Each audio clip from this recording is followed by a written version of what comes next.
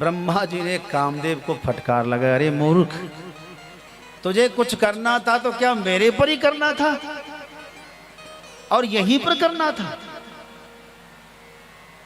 तो वास्तव में दंडनीय है, एक दिन तुझे शंकर का सामना करना पड़ेगा और वह तुझे एक दिन जलाएंगे, देखना तुझे। ब्रह्मा जी ने श्राप दिया है कामदेव को, तुझे एक दिन शंकर के कोप का भाजन बनना होगा। सब उठ कर वहां से चले गए। संध्या को भी बहुत बुरा लगा कि मैंने ये क्या, मेरे दिमाग में क्या आ गया, ऐसा नहीं होना चाहिए, एक मर्यादा होना चाहिए, एक समय सीमा होनी चाहिए। सब लोग तो चले गए। बाद में ब्रह्मा जी ने वशिष्ठ मुनि को बुलाकर कहा कि बेटा, जो हुआ सो हुआ, लेकिन संध्या का क्या हुआ, जरा पता लगाओ, बेचारी बहुत दुखी होगी। संध्या वहां से चली आई भारत में, महाराष्ट्र प्रदेश में चंद्रभाग पर्वत के तलाटी में, वहाँ चंद्रभागा नदी है, नदी के तट पर बैठकर साधना करना चाहती है, तपस्या करना चाहती है। वशिष्ठ मुनि भेष बदलकर ब्रह्मचारी का वेश बनाकर वहाँ आए।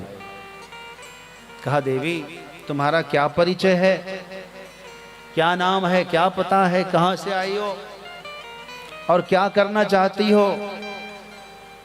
संध्या ने कहा, मैं पूर्व का परिचय नहीं देना चाहती।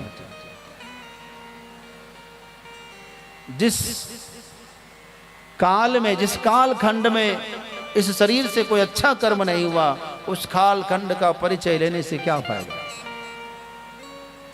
मैं तपस्या करना चाहती हूं, प्रायश्चित करना चाहती हूं। वशिष्ठ मुनि ने कहा कि तपस्या करोगी, किस देवता की उपासना करोगी, कुछ विधि विधान, तुम्हारा गुरु कोई है कि नहीं? कहा, कोई गुरु नहीं है। तो बिना गुरु की तपस्या कैसे करोगे? वशिष्ठ मुनि ने कहा कि विधि विधान जाने बिना कैसे साधना करोगे? संध्या ने कहा, आपको पता है श्रीमान? कहा, मुझे तो पता है। तो आप ही मुझे बता दें कैसे तपस्या की जाती, किन की तपस्या की जाती, समझो कि आप ही मेरी गुरु हैं। ठीक है। वशिष्ठ मुनि ने संध्या को सब बताया, समझाया और संध्या समझ गई। वशिष्ठ मुनि चले गए। संध्या नित्य प्रति शिव जी की आराधना करती है। हम आज भी ऐसे माताओं को जानते हैं जो नित्य प्रति पार्थिव शिवलिंग बनाते हैं, पूजन करते हैं, नित्य विसर्जन करते हैं। तो संध्या नित्य प्रति पार्थिव शिवलिंग बनाती है, पूजन करती है, ध्यान उपासना करती है, पंचाक्षरी मंत्र की साधना करती है और शरीर पर भभूति लगाती है। विभूति लगाओ, मस्तक पर त्रिपुंड धारण करती, रुद्राक्ष पहनती है, बिलपत्र से साधना करती है, विभिन्न पदार्थों से शिव जी को मनाती है। और साधना करते करते करते एक दिन शरीर अस्वस्थ हुआ, ऐसा लग रहा था कि शरीर कहीं छूट न जाए। लेकिन अभी तक शिव जी दर्शन नहीं दिए। माता संध्या को बड़ी चिंता है। एक दिन कुटिया में सवेरे शरीर उठ नहीं पा रहा था, तब वो रोने लगती है, पुकारती है, हे भोलेनाथ, मेरी पूजा पूरी नहीं हुई, आपके दर्शन नहीं हुए, मैं कैसे मानूं मेरी भक्ति सच्ची है?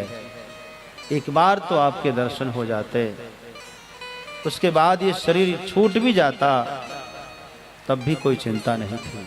संध्या की प्रार्थना पर, उनके क्रंदन पर, उनके अश्रुपात पर भगवान विश्वनाथ अपने को रोक नहीं पाए, पहुंच गए। अभी तो वो उठी थी सुबह स्नान भी नहीं की थी, उनका शरीर इतना कमजोर हो गया था। भगवान विश्वनाथ दर्शन दे दिए, आशीर्वाद दिया। भगवान के आशीर्वाद से वो स्वस्थ हो गई, बैठ गई, प्रणाम किया है, स्तुति गाती है। भगवान ने कहा संध्या कहो, तुम्हारी जो भी कामना है कह दो। संध्या ने पहली बात तो वो कह दी कि ये काम जो है इसकी एक सीमा होनी चाहिए। भगवान शिव ने कहा तथास्तु।